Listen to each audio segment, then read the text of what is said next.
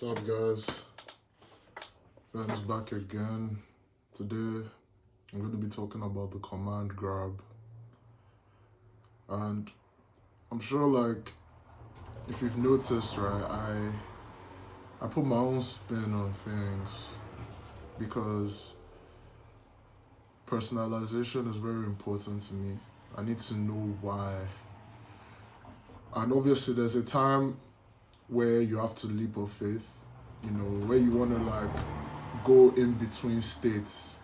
You just have to kind of be mindless and let reality help you out. You can't calculate how good you're gonna be at something. You can't calculate. How there was this game I used to play. It was like a Simpsons, or was it a Family Guy Metropolis simulator.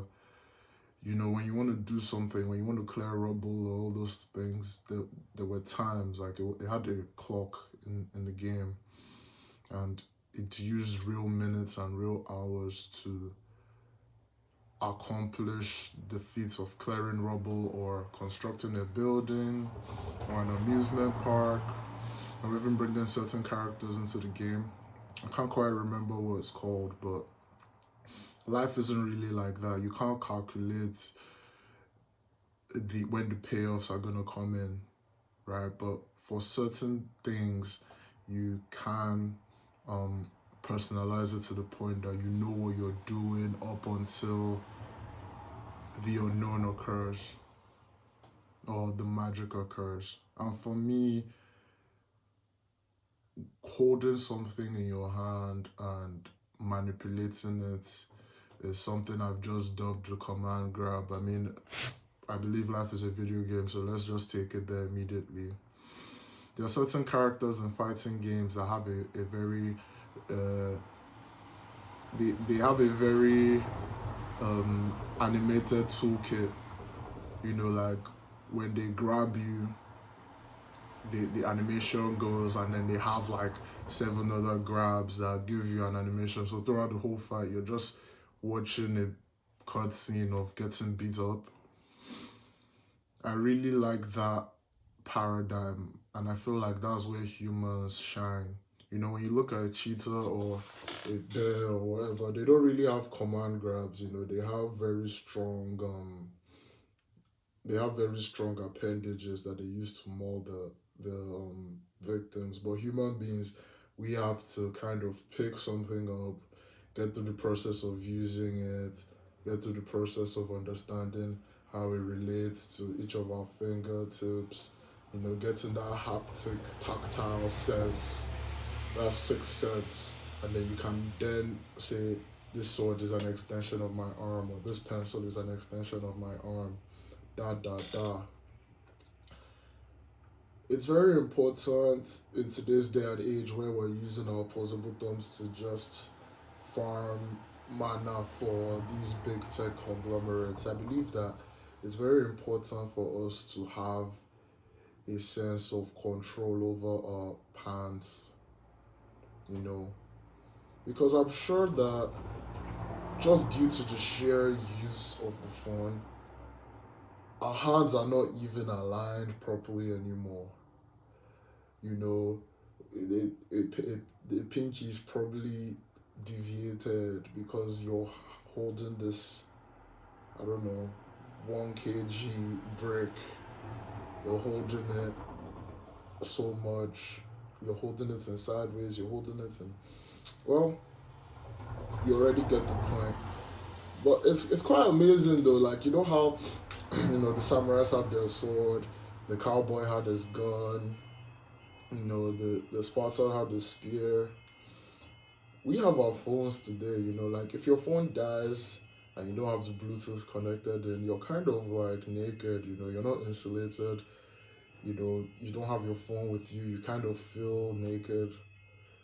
And that's cool. If you're making a business on your phone, if you have ways you're getting money, the phone, you can do anything with your phone, to be honest. But I want to make an appeal for more diverse experiences in your hand. A lot of people, their hands are just good for holding the phallic cylinder. I mean, basically jerking it or using their phone. They don't know how to interface with a car. They don't know how to interface with a pencil. They don't know how to interface with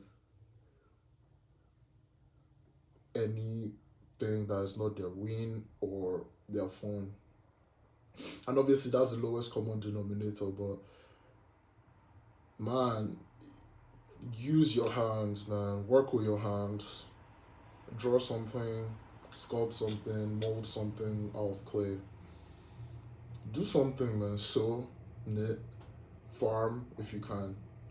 But just take up disciplines that really need your hands, because if you don't, you kind of become this NPC. It forces you into NPCdom. It does. And I've noticed, because I did go through a long time in my life where I believed that just because I had certain beliefs and I had a certain worldview. I mean, I hadn't put pen to paper at this point in time, because even the act of putting pen to paper is quite useful. It's quite helpful to the self. But there was a point that I believed that just because I think this, I'm entitled to this. And it's not, you're gonna be very disappointed in yourself when you figure out that arts, programming, coding, any modality that involves getting proficiency or getting status or getting anything of worth clapping for, the hands are an indispensable tool. And I mean, in the art community, I'm sure it won't even take you long to find somebody who is painting with their mouth or painting with their toes, just out of sheer novelty. So the command grab is not even limited to your palms or your hands. You can literally rein in the entire vessel after a certain point and begin to attack goals. So yeah, that's just the point of this video. I mean, I don't know if there are if there's anyone listening right now that's way older than me in a different age bracket. I think my age bracket is 18 to 18 to 24. So I'm sure people who are in like the 25 to 30s or the 40s, you guys have your own meta defining categories. So let's say you have a family, right? You have a job, you don't have the time to entertain these ideals anymore. And I'm sure my contemporaries too reach that point. But have a man cave, alright? Have a section of your house where you are the god of that zone. Ideally, you should know the dimensions of the place. You should know what you can drill into the walls. You should know everything. You should have your things that make you feel alive. And then you have your activities that make you feel alive. Let your hands be, let them be active. And I don't mean like, your fingerprint area, this part, that part, this part, this part, this part, every single part of them, not just this. There is knowledge linked with movement. That's what I'm trying to say about this magical aspect of it, because you master your hands, right? You master your body. You say, okay, I want to read a book. You go, you read the book. And you have no control over what you can remember or what you cannot remember. The prayer is in the movement. The appeal for a certain payoff is in the movement itself. It's not in any roundabout, obfuscated way. It's about going there and making an offering to the craft through your hands. You know, you must hold the book, you must turn the page, you must absorb the symbols with your eye, and then what your brain wants to take, your brain will take. And then if you're really about getting that knowledge, because I really believe that we come optimized, the process of acquiring certain character points or putting your certain character points in certain skill trees, that is that is intentional. So if you're taking the book, if your goal with the book is to learn everything in there, then there'll be a spaced repetition element, right? You will now use your own innovation to acquire that understanding. But in terms of gaming a skill, you want to be good at drawing, you want to be proficient at sewing, you must touch the tool, you must play with the tool, you must have a very, very intricate understanding of the tool and acquire the sixth sense in the tool before any sense of glory or any sense of, you know. But this is we can really play with this into infinity. I mean, enter the 10,000 hour rule, right? It's basically like you put in a certain amount of time and you become better than everyone in the world, right? But there's a caveat to that. It's not an attendance grade. Your 10,000 hours is not an attendance grade. It's a stimulus echo chamber. I'll give an example, right? And I'm telling you, like anything I'm plugging in this channel is elite. You should drop everything you're doing and consume that content. This is a manga by Tatsuki Fujimoto. It's called Fire Punch. And basically, I don't want to spoil it for you, but he was exposed to frightening stimulus for about 8 years. Like he was basically on fire for 8 years. And the person that burns him, like the person's fire, his ability is that if the fire touches you, it's not gonna stop touching burning you until you're dead. So and the main character, his ability was to regenerate. So you can imagine it was just a match made in hell. This guy was burning for 8 years, obviously the long issues, all those things. But he did get used to it, right? He didn't spend 10,000 hours looking at the flames, understanding how, analyzing trends in the flames like some AI learning model. He stayed in the fire, let it burn him, let it remove aspects, let it burn off his penis and grow back. That is what you need to do with your craft. Like, and that's why ideally you should be chasing high crafts.